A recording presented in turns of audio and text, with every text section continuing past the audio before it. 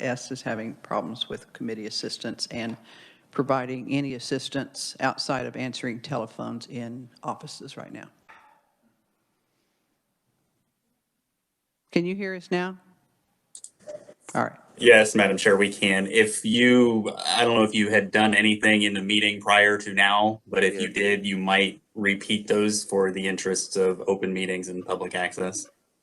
And here I was going to say, not even ask you if you heard us on any RS number, Scott. And here you blow it. That's right. All right. That's right. That's fine. We have Representative Epley has one, and then we have one other one, Scott.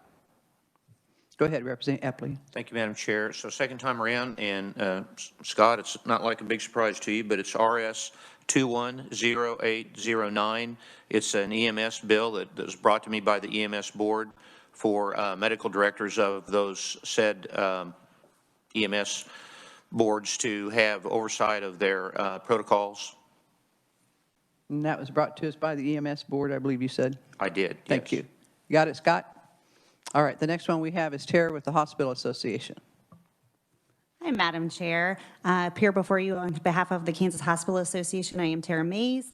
I would like to request bill introduction of RS 0751, establishing rural emergency hospitals as a rural healthcare licensure category and enacting the Rural Emergency Hospital Act. You have it, Scott? All right, thank you. And there were no other bill introductions. The only other step that we had taken was I let committee members know that they should have been emailed a copy of the committee rules, and we were about to ask if there was any questions or comments on the rules. All right, seeing none, that's the way I like to operate. Yes, ma'am. I don't mind a bit.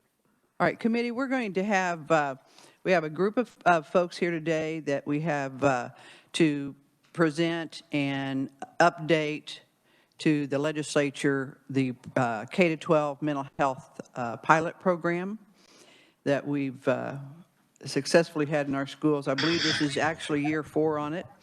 And so we're going to have some of our CMHCs, Department of Education, as well as some of our school districts that are participants in this to tag team. We will start out, somebody's got their microphone on.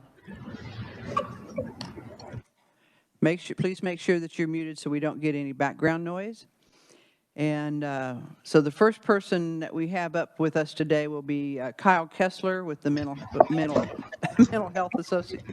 Community Mental Health Association, and he'll present along back and forth maybe a little bit with Craig Newswinder with the Department of Education. Welcome to committee. Can you hear me?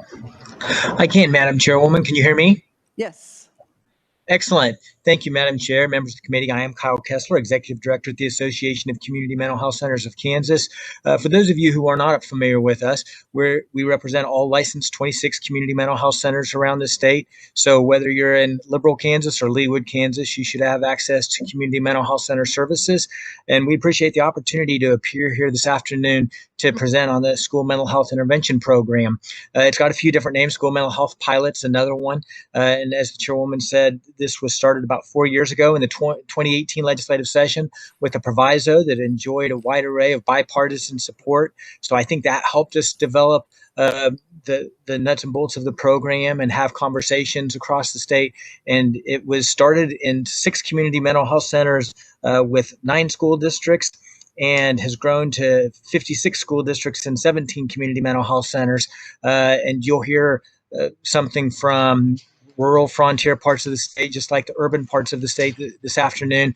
I might make a couple additional comments, but as I was looking at the roster of conferees for this afternoon and seeing all of the current and former clinical staff, medical staff, and educators, I realized that of the 10 of us, I was the only one without any real marketable skills. So I just might make a couple comments and then defer to the rest who have the expertise that they've developed at the local level.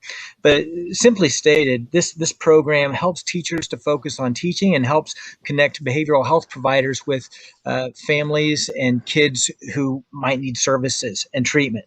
And this can be done year-round and on weekends rather than just during school hours. And so I think it has created a fantastic connection in that regard. The other piece that I would mention is that the data and the system that has been developed at the State Department of Education has been extremely helpful in measuring outcomes and the successes and improvements that have been made. And they will talk more about that. I would tell you that the data is compelling, but the stories and experiences are nothing less than inspiring. From numerous interventions with students who had suicidal ideation to students who had a student who had a plan and date for attempting suicide but received life-saving intervention, to reports of abuse or neglect or youth in foster care that resulted in the need for a change in placements. This was something that is not just improving lives but saving them. I would add that the program was not uncomplicated in its development.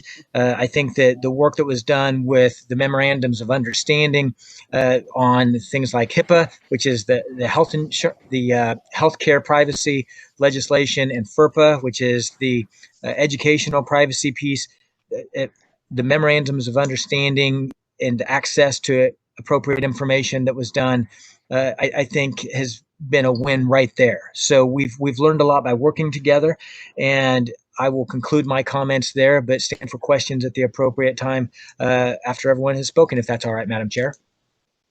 That'd be fine. Thank you, Kyle. Thank you, Madam Chair. Are you out there, Craig? I am here. All right. Welcome to committee. Thank you. I'm pleased to be here. Thank you, Madam Chair, and thank you, committee members. I won't add a whole lot to what Kyle said. He talked about the fact we started with 9 districts. We added 23 the next year, and 24 are brand new this year. So the program's been able to grow as we've moved along pretty significantly.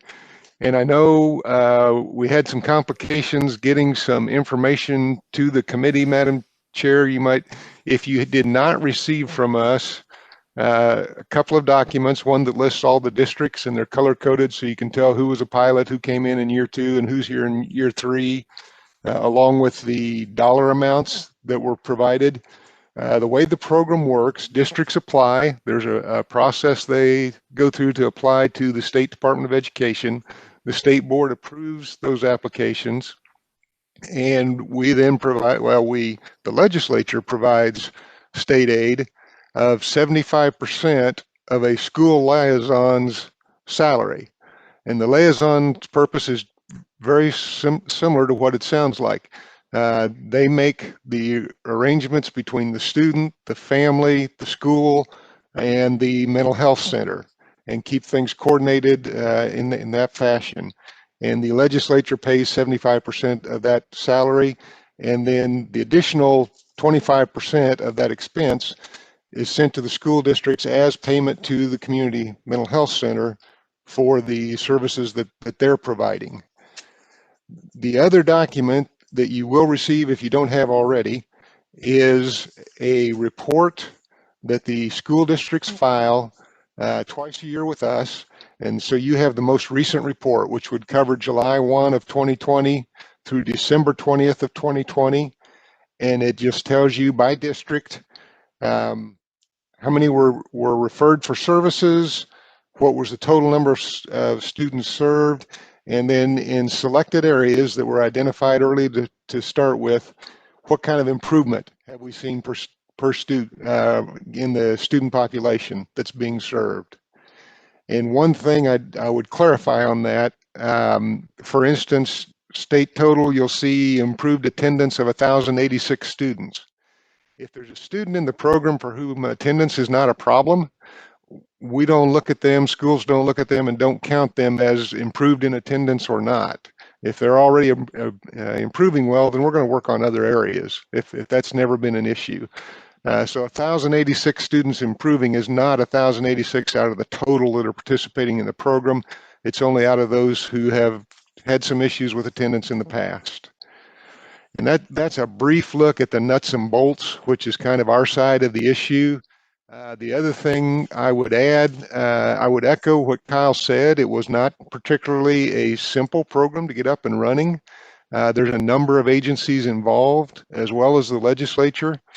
But I think I can safely say, without fear of being contradicted by Kyle or Madam Chair, by yourself, since you've been involved from the beginning, the partnership on this program has just been fantastic. It has really served well CMHCs, school districts, and most importantly, the kids in the schools. And with that, I'll be quiet because you have more interesting people to hear from than me. Well, we think you're pretty interesting, and I always enjoy seeing that report when it comes out. So, and we'll get back to that at the end of our discussion. Next up, I have Randy Callstrom. I hope I did not mispronounce that. Are you there, Randy? Yes, I am, Madam Chair. Can you hear me okay? I can. And then behind you, I believe we're going to have Angela Dunn, which is one of your schools that you serve. Is that correct? Yes, it is. All right, go ahead. Welcome to committee, Randy. Thank you, Madam Chair, members of the committee. Again, I am Randy Callstrom. I am the CEO for Wyandotte Behavioral Health Network in Kansas City, Kansas, Wyandotte County. We, along with the USD 500, were one of the original 6 pilot sites. And we've had a long-standing collaborative relationship with the Kansas City, Kansas School District, including having mental health providers embedded in a special education program for children with severe emotional disorders. However, the general population, oftentimes, who may have benefited from mental health treatment, were not recognized and referred for services simply because teachers and faculty administration did not have time to focus on the mental health needs of the students. The addition of the mental health liaisons have created a concerted focus to identify and refer students who are in need, not because they're coming to the attention of the vice principal or because of their behavioral problems, but a variety and a continuum of mental health needs, which has led to greater access to health care for these students. The addition of a school-based therapist has also increased the access to care by offering risk and intake assessments in the school or in the client's home, breaking down barriers for families such as transportation and time constraints due to work or other obligations that they may have. And by offering the services in the school, students who may have missed school due to their mental health challenges, particularly during a crisis, have increased supports and therapeutic intervention to help them remain in school successfully. The School and Mental Health Partnership has also created training opportunities for teachers on trauma-informed strategies for managing students with mental health needs, supporting students through this year's pandemic, and also how to help teachers and other school staff with their own self-care, particularly during this last year. During this last year, obviously, with the pandemic, it's posed all sorts of challenges, and the Kansas City School District has been remote for the most part.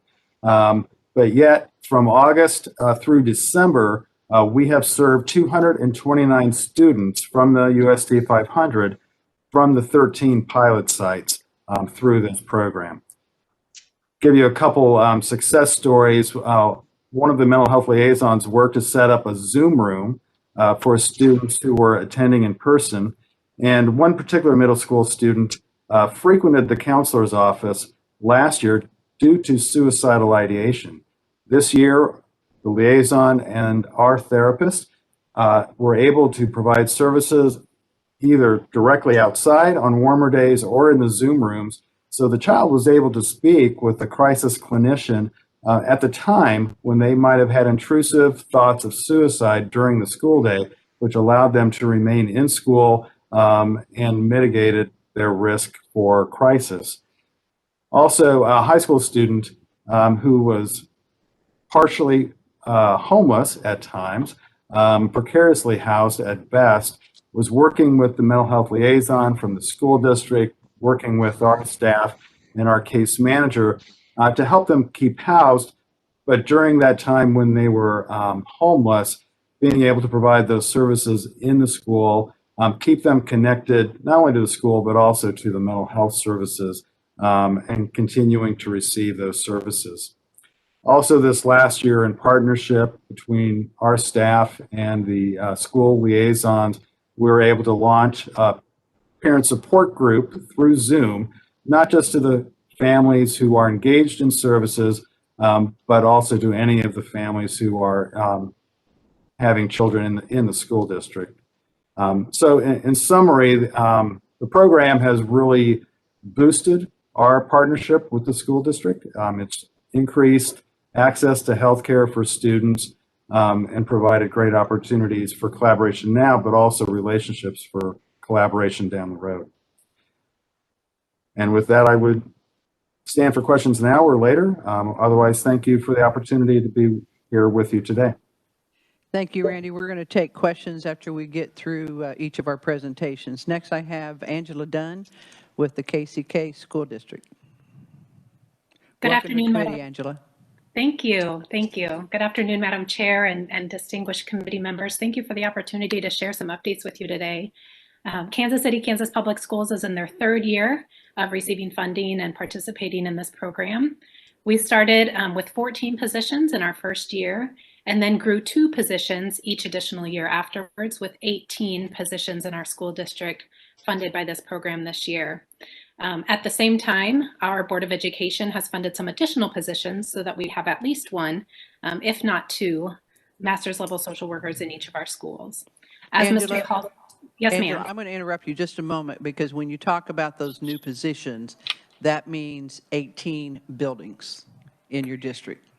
18 behavioral health liaisons in Right. 14 of our buildings. All right, thank you. Yes, thank you. So some of our high schools have more than 1 position due to the size. As Mr. Callstrom stated, the collaboration between USD 500 and PACES has been strong long before this program started. However, with the increased funding and positions, it has greatly improved access to services, with therapy being on site during school, and certainly the creativity of the liaisons and the mental health providers during this remote time. District-wide, Kansas City, Kansas Public Schools has completed over 1,100 suicide assessments in the last 3 years. So as was stated by Mr. Kessler earlier, this program is definitely saving lives. Most recently, there was a high school student that was really struggling with attendance, incredibly depressed, not getting out of bed, not logging into Zoom, and reached out to the social worker at their school for some support.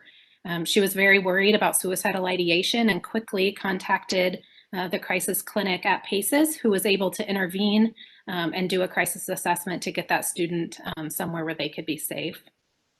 The CMHC providers and the school social workers have had to be incredibly flexible and pivot and have creative ways as we've accommodated COVID-19 restrictions. And it's been a great partnership to develop different ways to get students involved. And this strong partnership, as Mr. Callstrom stated, is offering now a parent support group for parents of clients who are participating in PACES services, but also the community. Just, our close relationship had them recognize that there is a big need and there might be parents in the community that are struggling that need that support. We had a student elementary school who has been struggling with behaviors for years. The social worker has repeatedly tried to engage and get the parent involved, but she's been resistant to services for a variety of reasons, barriers, stigma.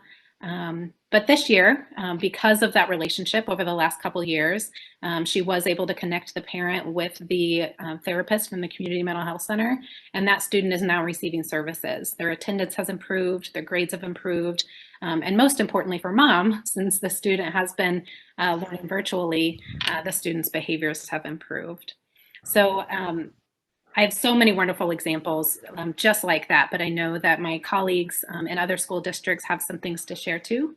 So I'll pause and I look forward to answering any questions at the end.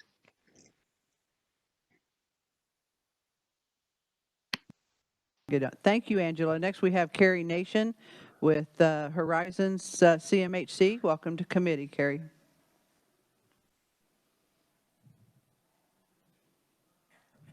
Are you there, Carrie?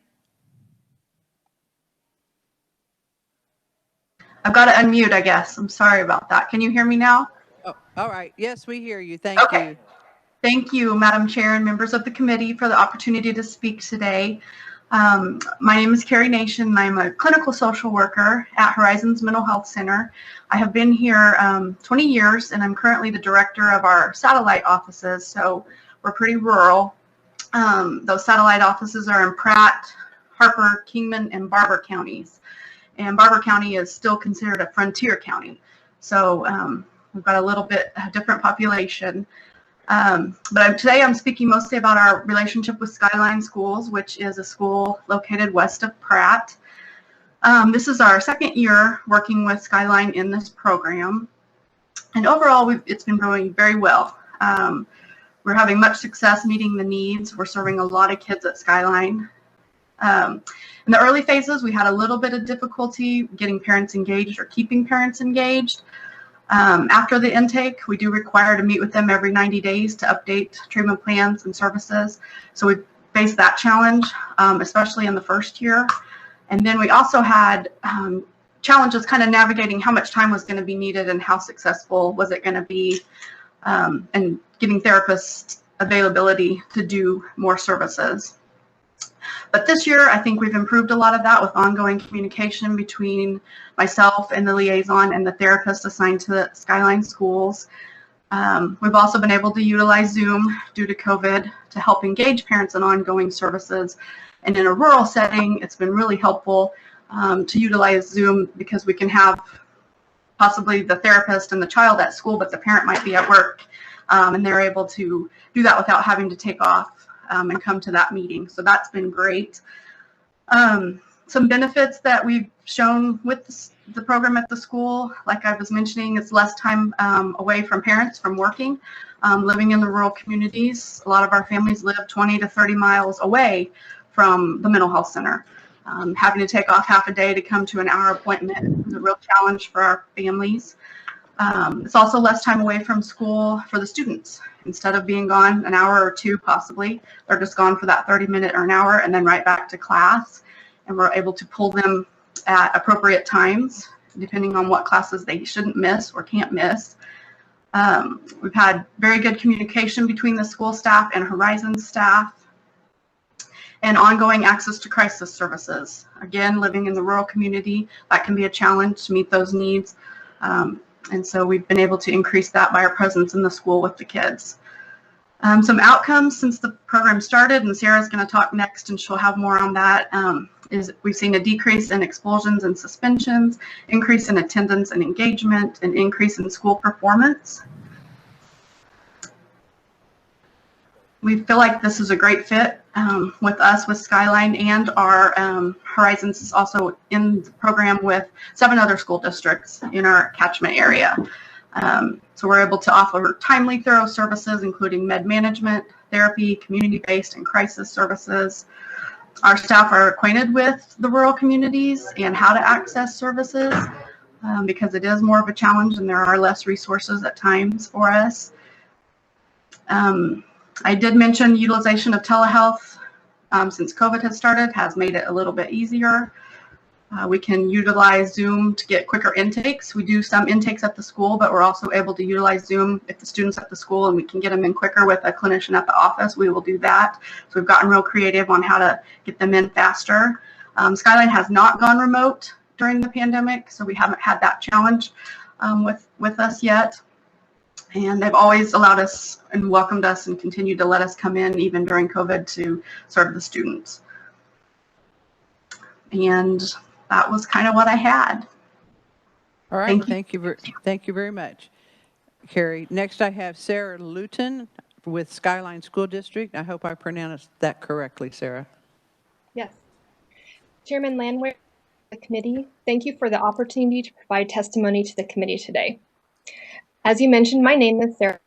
I'm the school liaison for Skyline School District. Skyline is just west of Pratt. We cover about 498 square miles that includes 4 rural communities. This is our second year with working in this program with Horizons Mental Health Center. But due to our distance from town and many of our patrons living in the rural communities, our families deal with some unique barriers when trying to obtain access to mental health services for their children.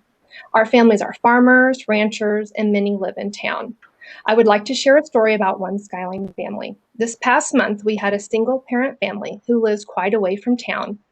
The parent works 2 hourly jobs and has several students that would greatly benefit from our program. This family is struggling with family stress, legal stress, occupational stress, and even financial stress. The parent has scheduled multiple intake appointments for her children. All 3 of these appointments were canceled at the last minute due to various roadblocks. As a school liaison, I was able to work with Horizons Mental Health Center and the parent to find a way to schedule these appointments that could cause the least amount of stress for this parent. She had enough on her plate. Due to the fact that most clinicians have limited flexibility at such short notice within their schedules, the department head of the mental health center offered to conduct the intake appointments at the parent's convenience. Without this program, without a strong relationship between Horizons Mental Health Center and the school, with us speaking frequently and brainstorming with all staff on how we can best serve our families and help them overcome barriers, this family probably wouldn't be in service and their children would continue to struggle at school. The Mental Health Intervention Team Program allows Skyline to provide our high-risk students with services that were once not available. Coordination of care has been key. Relationships have been key. All the staff at Horizons are very responsive to all forms of communication. We're sending emails, we're making phone calls. They are easily reached and offer us any additional support that we need. I would like to share a couple more stories. We had a parent show up at the school for a medication evaluation. She thought she was here for an individual therapy appointment.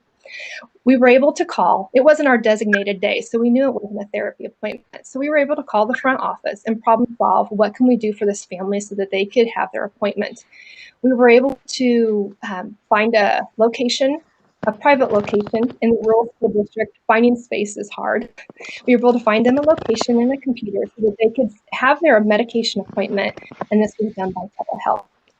Another example is when students miss school on our designated therapy day, we were able to work very closely to help reschedule those appointments. We have a therapist come 1 day a week, and that day is Wednesday. This year, one of our goals was to increase services for high school.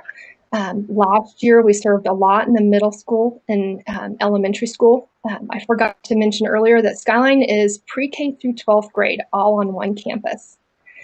But this year, we've been able to get into the high school a little bit more. Our best referral source has been the high schoolers themselves. We've been able to break down that stigma of mental health. Lastly, I would like to talk about how the impact of COVID was delayed in our communities. As Skyline was preparing for the school year, we worked closely with the Mental Health Center to make sure the students would stay in place if the important members of that team were unavailable, such as illness or quarantine. A backup plan was addressed even if the identified therapist, Bob, comes to our school. And on Wednesdays, everybody knows it's a Bob day. But we were able to come up with that backup plan if he was out long term. Just starting in November, Skyline began to see the impact of COVID, and we're still starting to feel those ripple effects. Our school has been able to stay open, thankfully. The main stressors our kids and families have been experiencing are multiple quarantines. We have some families that have been quarantined up to 3 to 4 times already. Loss of jobs, financial stress, and unfortunately grief. Again, without the program, without a strong relationship between Horizons Mental Health Center and the schools, speaking frequently and brainstorming, we would not be able to help our families overcome these barriers and get them the quality support that they need. Thank you for your time. All right, thank you very much for being with us, and we'll have as I've said earlier, we'll have questions at the end of the meeting. So next I have up is Walter Hill with the High Plains CMHC. Welcome to committee, Walter. Madam Chair, committee, thanks for the chance to visit with you on a project we're very proud about and working together with many of our schools. We've been involved in the school mental health projects now. This is our second school year. We started out the first year with 2 districts and 9 school buildings. 3 school buildings. This year we have 9 districts and 23 buildings. We obviously cover a very large rural and frontier area extending from Hayes out to Representative Smith's area. out on the border and very rural and frontier areas. We have, I asked one of my staff just before we started how many school districts we had, and his response was a lot. But I believe we have approximately 40 districts in our area. So we're really glad we have up to about a quarter of them covered with this program so far. It's been, we've seen this year about 170 youth. You know, having a youth with a mental health problem is a real challenge for parents. It's a challenge for schools, it's a challenge for communities. But for a parent, knowing what way to turn, overcoming stigma, trying to navigate the system while you're trying to deal with your kid is often a very foreign experience. And I think that this project has really allowed us to reach out with the schools to parents and grandparents. Grandparents are raising quite a few kids these days, and provide what I call a really smooth on-ramp to get into mental health services. You know, it can be pretty daunting to say your child needs to go to mental health. But what we found is working with the school liaisons like ours here in Hayes, with Jamie Malone, who in fact used to work for us for a number of years. She really takes those parents by the hand, takes those kids by the hand, helps them navigate over to feel safe and comfortable to come into us. We, on the other hand, have reached out into schools, particularly with COVID, using telemedicine to deliver services in many of those sites, and as well as providing on-site services.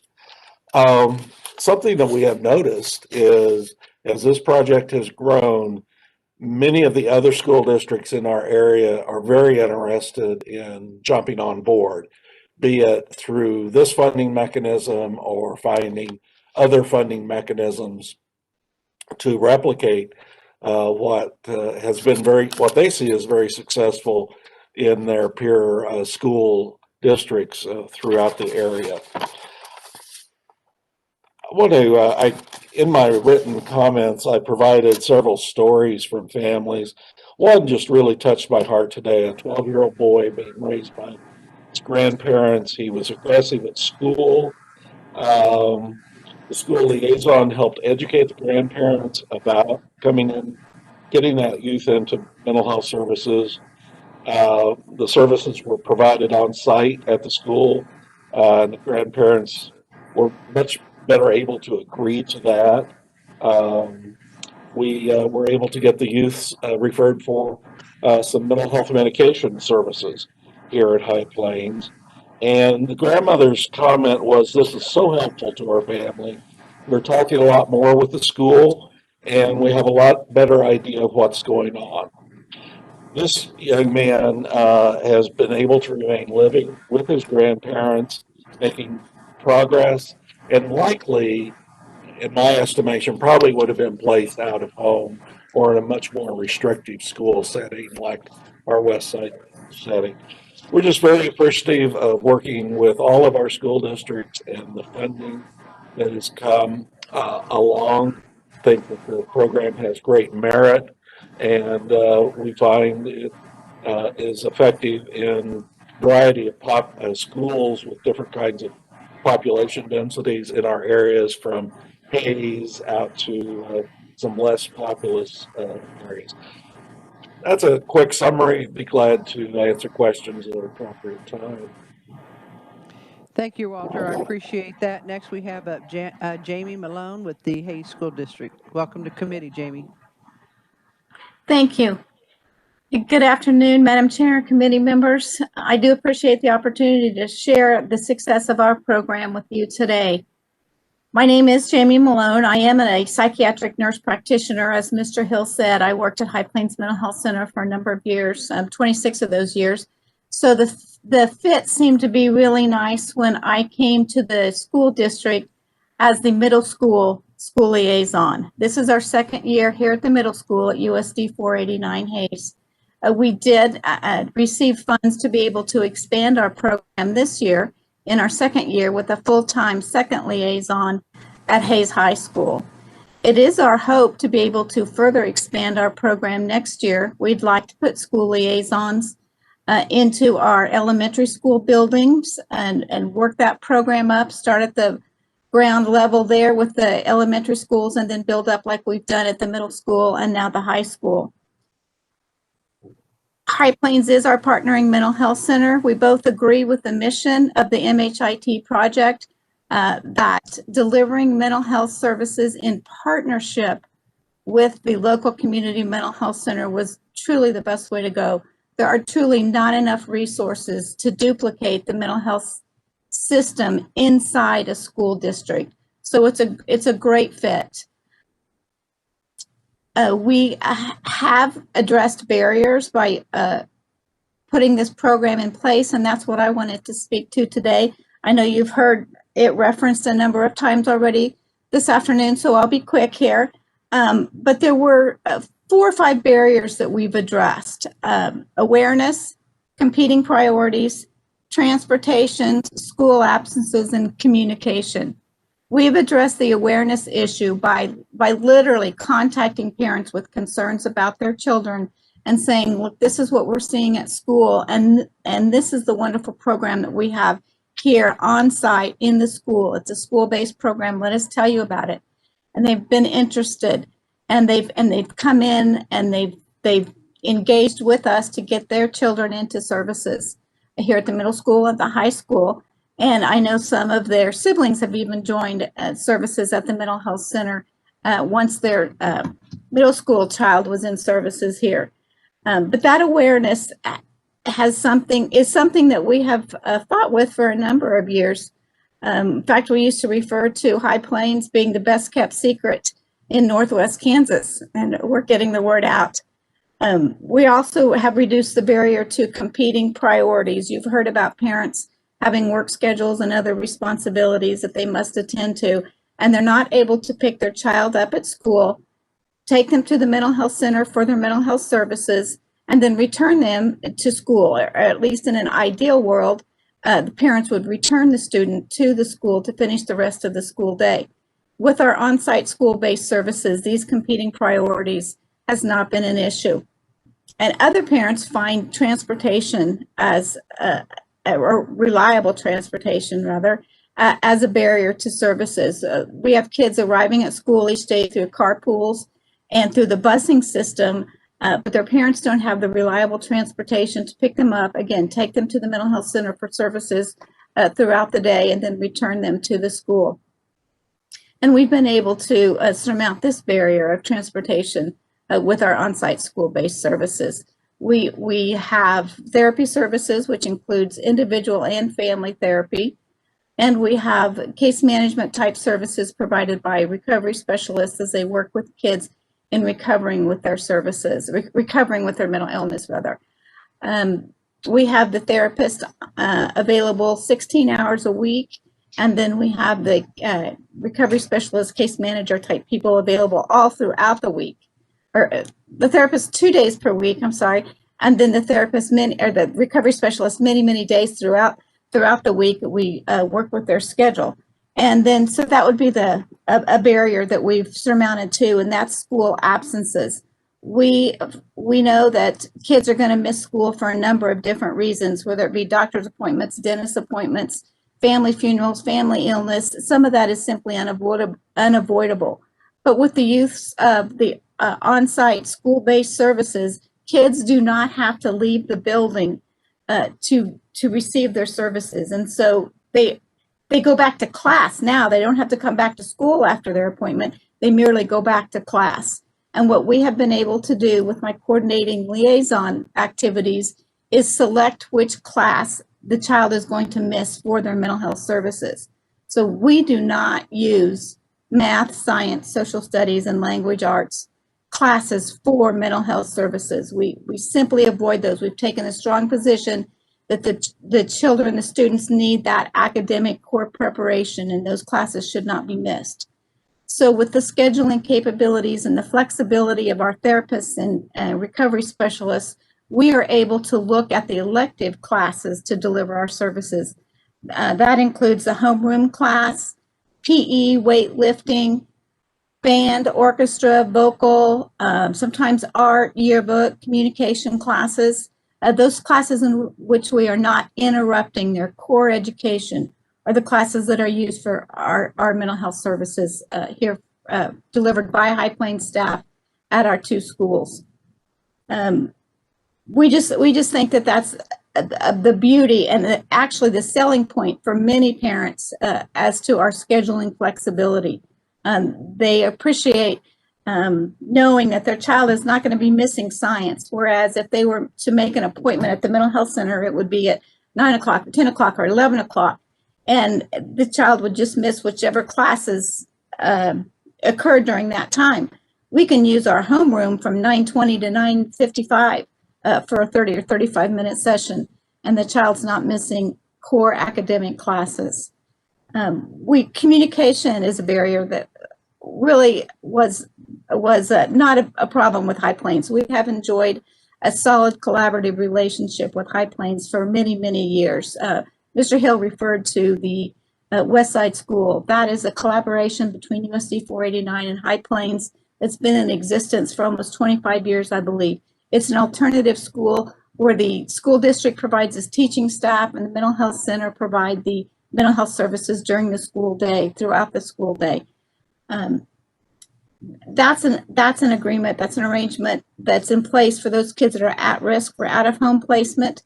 And now with these services in our general education classes, general education schools, then we find that we can meet the needs of those kids before they're at risk for placement at an alternative school. And the communication between our school counselors, the therapists, and staff that come from High Plains and our teachers is exceptional.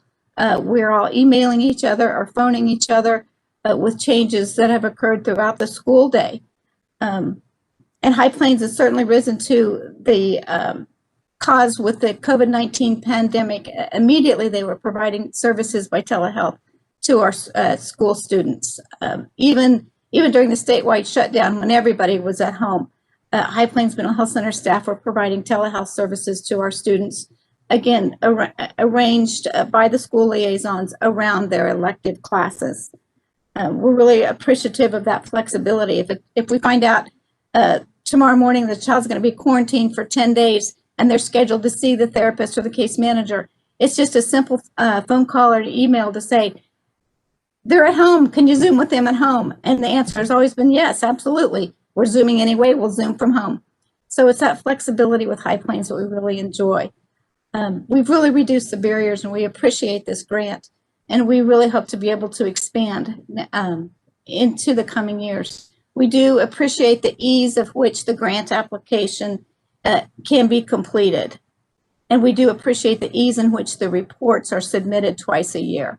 We appreciate you really paying attention to that and making that a useful tool for us. I'm available for questions whenever the time is right. Thank you. Thank you very much. We appreciate that. Next, I have Keith Rickard with the Guidance Center. Welcome to committee. Hi, Madam Chair. Thank you for the opportunity today to share what's happening in Leavenworth. The Guidance Center and Leavenworth Public Schools are currently in our second year of a collaborative grant agreement to provide clinical services to the high school, to Leavenworth High School. And we have one full-time clinician presently, and she has served since the beginning of last school year 142 youth and carries a current caseload of 42. And that number is not insignificant. That's a large caseload for any therapist who's based in any location, but especially in the school.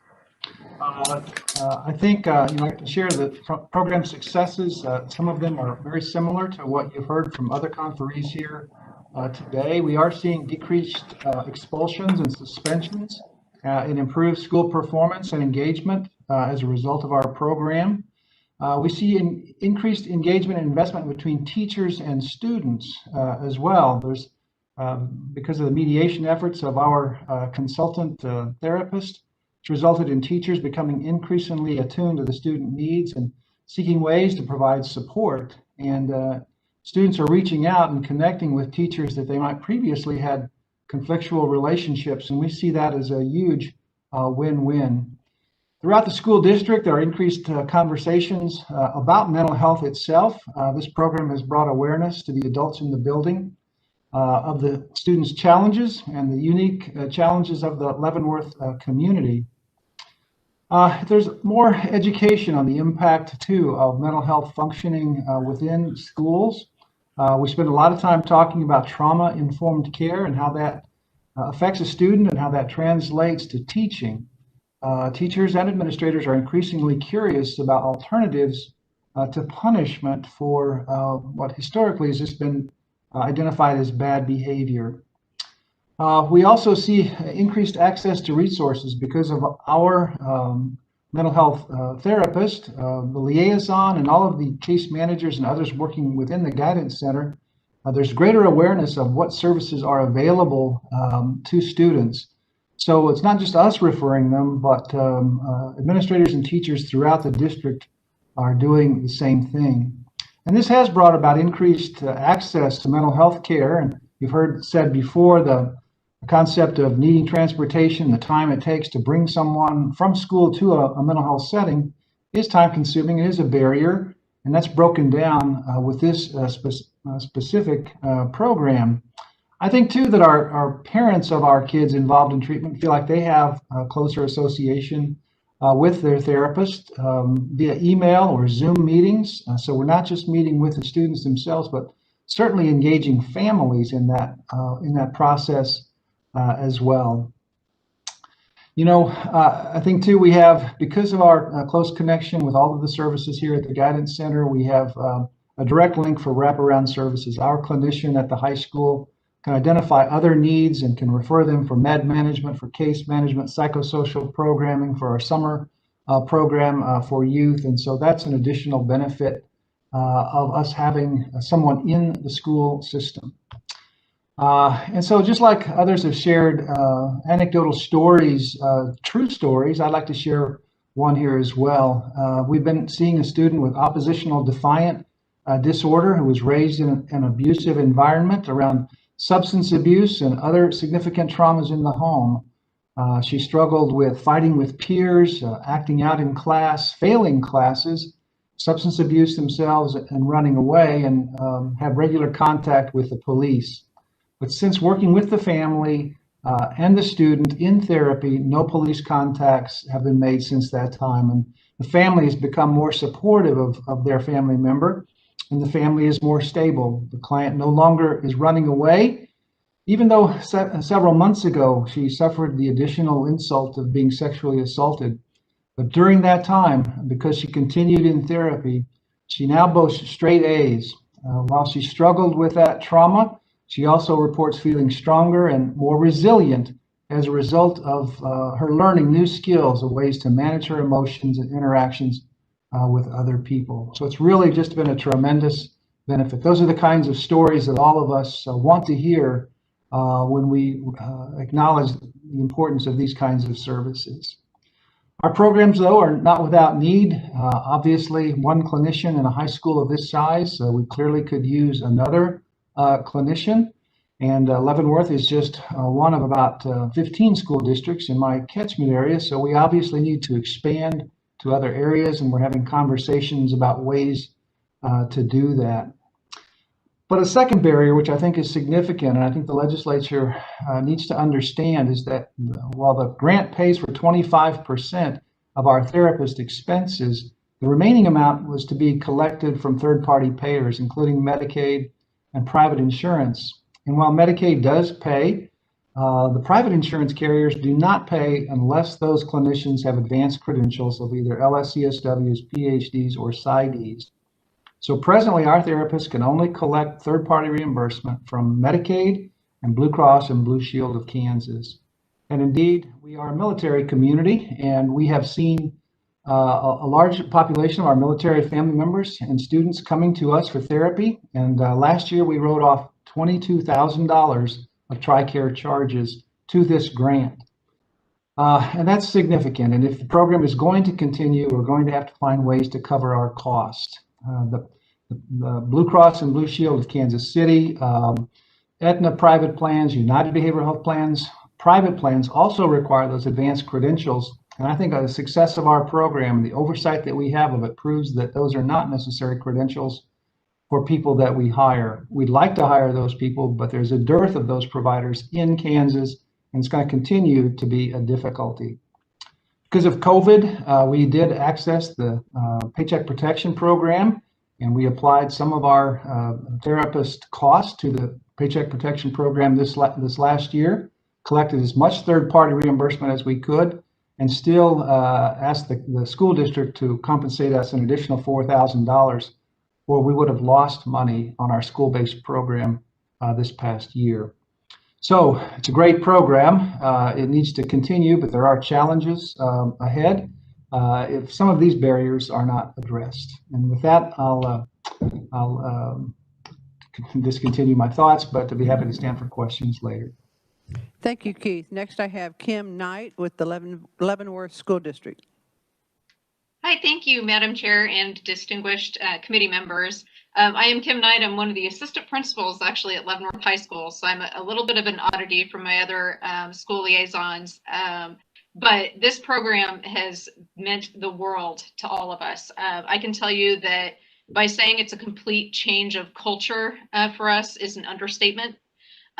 We have built from the top down is basically the best way to look at it. We started with education and educating our teachers, educating our administrators on really the impacts of mental health on the educational process, on our students. And it has completely redefined the way that our teachers and everybody in our building responds to kids. I always give an example, and it's kind of silly, but I give the example of a kid that comes to school with a sore tooth.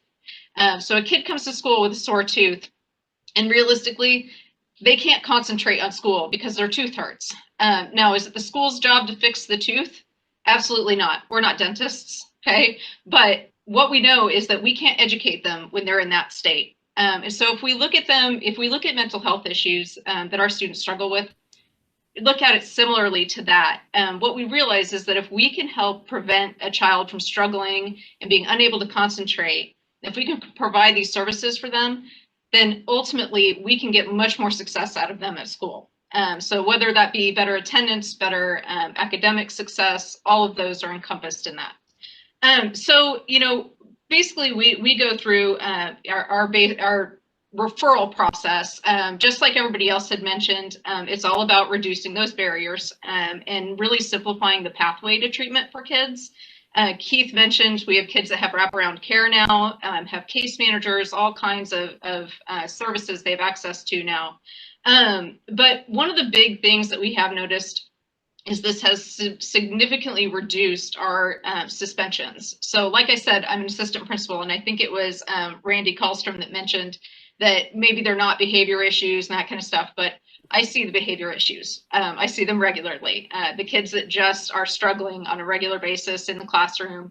And so I'll give an example of a kid last year who came to school.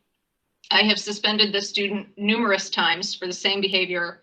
But the change came last year when I had a clinician in the building to respond. This student struggles with many mental health diagnoses. He came to school in total meltdown one morning, was yelling and screaming at our office staff, was yelling and screaming at me, was cussing at all of us, laid down on the floor and refused to move. Previously, I would have had to shut down my office and remove people and call his mom to come get him and suspend him because it's totally disrupting the school environment at that point.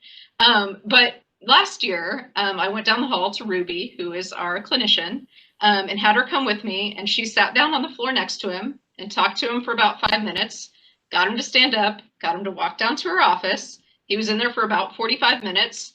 Ultimately, got up, was totally fine, went to class, remained the rest of the day, had no other issues that day or the rest of the week.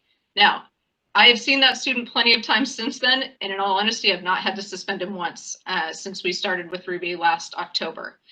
So those are the kinds of little anecdotal stories that really help show that I can keep a kid here at school learning if I can just get them recentered and refocused on the learning process.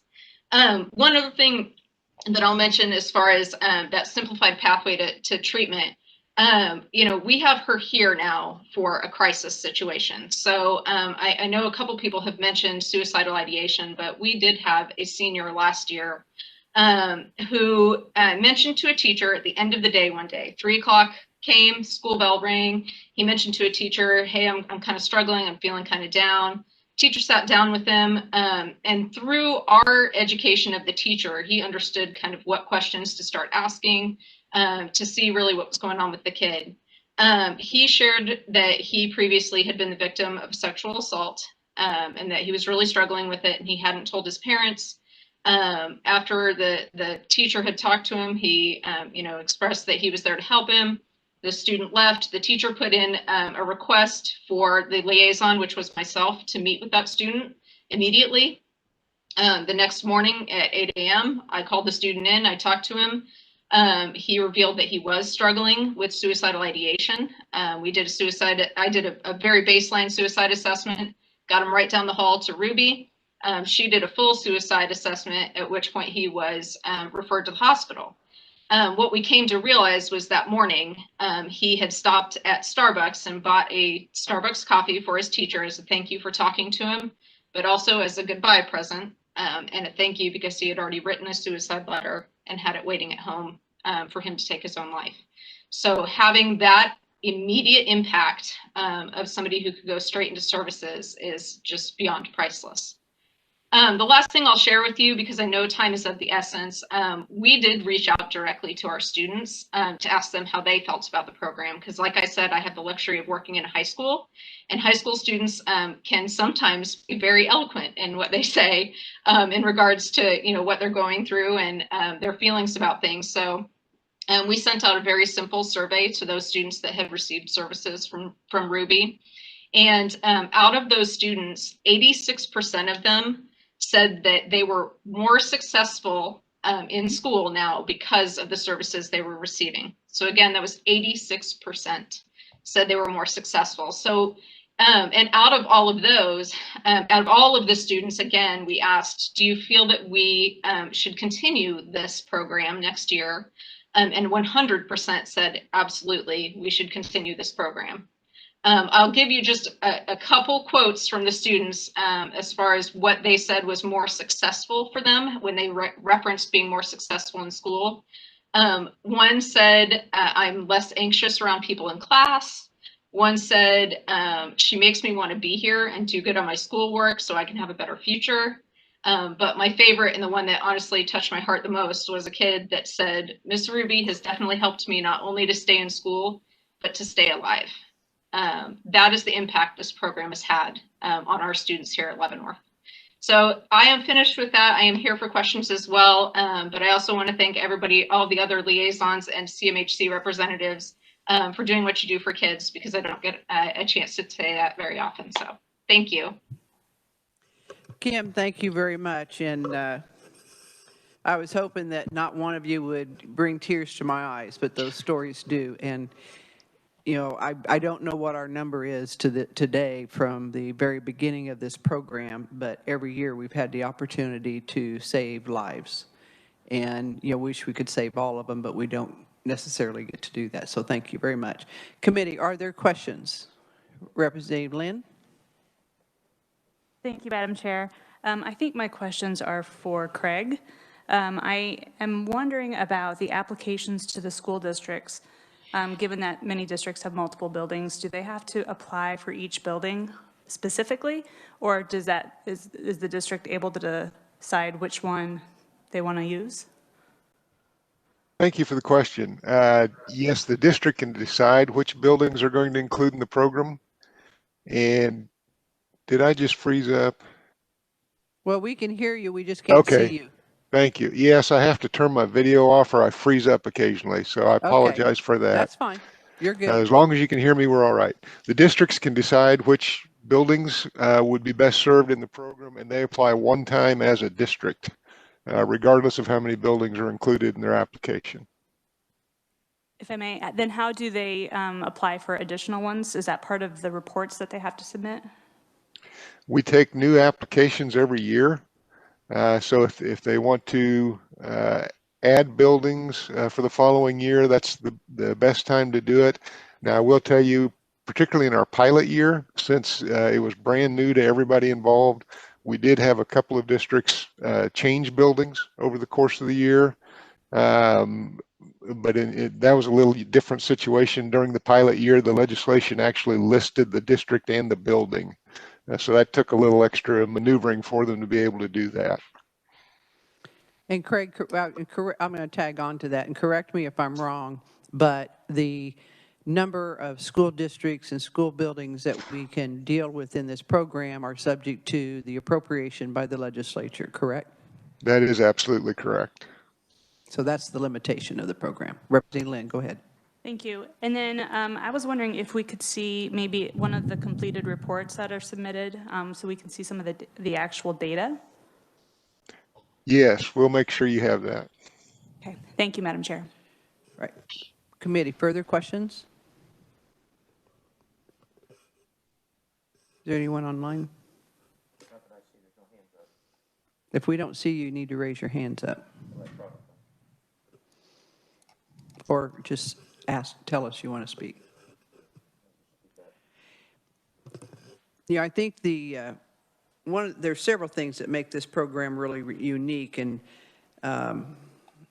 years ago it came about because in a school building in my district, as I sat down with the social worker, the one thing that the word that kept coming to mind was disconnect, disconnect, disconnect. What does this child do when school's not in place? What does this child do when they have a meltdown on the weekend? What does this child do when they have a meltdown at midnight? Who do they go to? Just having a counselor at a school building isn't enough. It was having 24/7, 365-day access. The other benefit that we've seen in this, as you heard, is the students are starting to remove the stigmatism themselves. I've actually gone and traveled the state to a few of the schools, and it's really interesting when you hear the students are now coming to a teacher or another adult in the school, and it might be, you know, Johnny's sitting in the bathroom and won't come out. Prior to being exposed to this program, would they have noticed that Johnny hadn't come out of the bathroom? Maybe, maybe not. So it's truly been a lifesaver. It gives the services that we need. School districts are only able to bill so much in so many codes in Medicaid. They are not allowed to bill SCHIP, which is our children's program. Kind of ironic, isn't it? And they cannot bill private pay insurance. So by utilizing this program and utilizing our community mental health centers, they are able to bill Medicaid, SCHIP, private insurance, and our community mental health centers, correct me if I'm wrong, Kyle, are required, like ERs, to take everyone. You don't get turned away for the lack of pay. Would that be correct, Kyle? Yes, that's correct. And I might add something. I'm so sorry. Go ahead. No, Madam go Chair. right ahead. No, I was going to mention that one of the things that you hit on as well is the stigma piece of it, and it's something that this generation of students gets more than any of the living generations now, and maybe in history. They understand the value of the brain and that it's disorders of the brain that cause some of the behaviors that lead to anxiety, depression, and the other things. And so they talk about this in the same way that folks my age might talk about heart disease or kidney disorders. And I was on a call yesterday with the Zero Reasons Why kids in the Kansas City metro area, and that is an incredible peer-led suicide prevention campaign, which has turned into a mental health awareness campaign. And it's something that I think, as it relates to this program, that has helped community mental health centers and other providers see more school-age kids and recognize the importance of this program. In my testimony, I mentioned also that we were seeing an all-time high in the number of lives ending by suicide in 2017, and our association had actually referred to it as a public mental health crisis. And now, 3 years later, in calendar year 2019, according to state Department of Health and Environment summary of vital statistics, that number in the age group 15 to 24 is down by over 15%, 1.5. So we're not just flattening, we're reducing the number of lives lost. And I think that this program is part of that. But we'll know that data more as time goes by. But that's a significant piece of this program as well.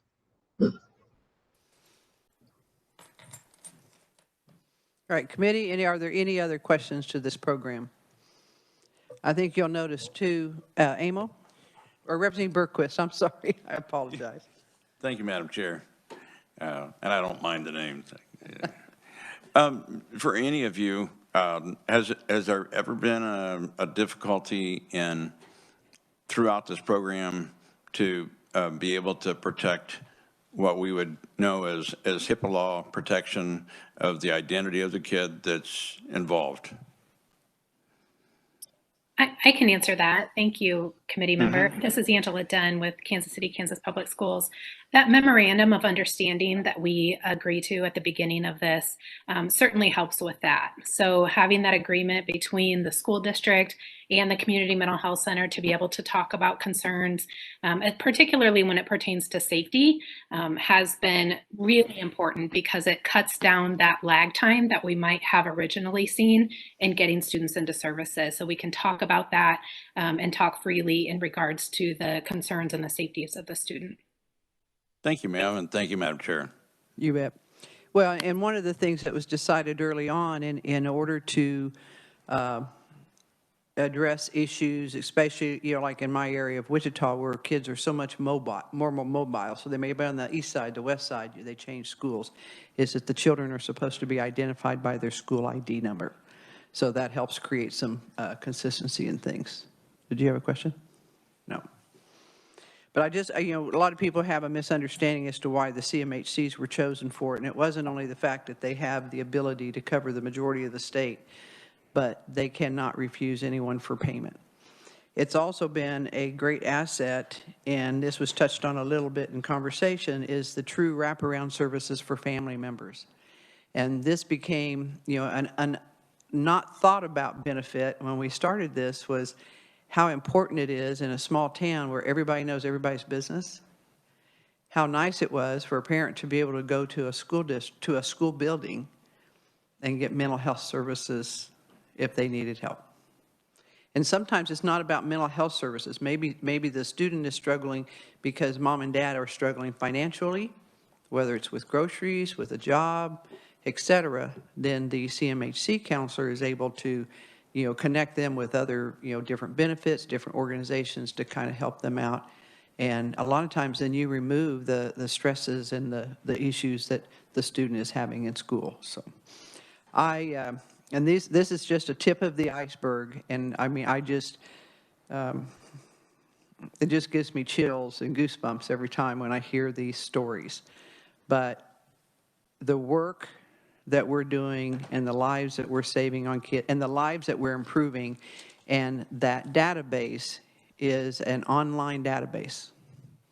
So they can always see what the benefits are of the student. And there is a lot of details in it, and you won't get, as probably Representative Lynn, as much detail as you're looking for just because of confidentiality issues. But it's a good benchmark, because people say, well, you can't just grade them, you'll monitor them on their grades. Well, no, we don't monitor them just on their grades. There's a whole lot of things, because if a child has less disruptions every day in a classroom, that's a success. That's a big deal. Or less tardies, less absenteeisms. What was one of the other ones I was thinking about? Well, yeah, and this was touched on, that one of you mentioned, is a lot of times a student would go to a counselor meeting away from school and then not come back because it's like, oh, I only got another 2 hours for the day. Well, now they're receiving those services there at the school. So it keeps them in the classrooms a lot more. Are there any further questions, committee? Can you tell I get a little bit excited about this program? I want to thank each and every one of you for being here with us today and taking time out of your very busy schedules, and just keep doing the good work with the children. And I know there's a lady that's out there listening right now that is kind of a liaison for each of you that goes around and helps solve things, so I won't embarrass her. But I appreciate everything that she does, and I know that Craig's got some big shoes to fill with Dale Dennis, because Dale was a part of the very beginning of this and to help us with the success. And there was actually a group of bipartisan legislators that sat down and helped design this. So I want to thank each and every one of them and all of you for the work that you do. So thank you. All right, committee, that will end our business today. You know, keep a heads up. We're dealing with a situation where LAS cannot seem to find anyone that can do anything but answer a telephone in my office. So I'm trying to do the agendas and get the testimonies and send them all out. So we're making it happen. We did get our first set of bills back to us today, so there will be hearings if I can get those set up next week. So if you'll just bear with me, if you have questions, call Representative Epley because he still has someone. I guess I have someone answers the phone someday, but perhaps LAS will find someone that can do more than answer a phone. We're adjourned.